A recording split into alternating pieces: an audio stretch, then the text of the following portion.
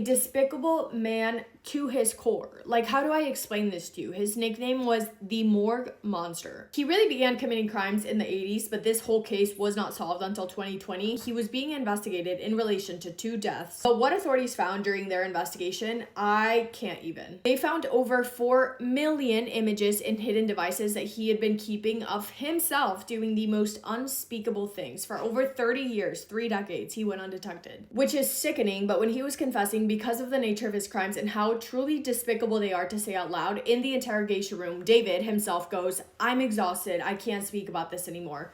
Sorry, you yourself are the only person responsible for your crimes, for doing what you did, yet you can't speak about them because they're that horrible. If that's not a sign of something being severely wired wrong in your head, I don't know what is. I've done a video on this guy before, David Fuller, over a year ago, but I stumbled upon my notes on the case when I did it back then, and I read them over, and I was like... Also, real quick, the first episode of the podcast is out today, which I'm really excited about. I'm so excited to hear what you guys have to say. The podcast is linked in my bio, and as a reminder, you can listen to it everywhere you get your podcast, Apple Podcasts, Spotify, blah, blah, blah, blah. And the video version is available on YouTube. That should be also linked in my bio if you want to watch that. But anyway, let's just get into it, shall we? In 1987, in a town called Tunbridge Wells in Kent, England, a pretty small town. I think it's a small town, correct me if I'm wrong. A 25-year-old girl named Wendy was moving on fresh out of a breakup. She was finding herself again, becoming independent after ending a long-term relationship. And she moved into an apartment all on her own. She fell in love again. She was seeing this new guy. She was really excited about the potential this relationship had. For work, she was a manager of a film store, a job that she really enjoyed, in which she often worked night shifts. On June 22nd, the guy that she was seeing walked her home from work, and the next morning she never showed up for work.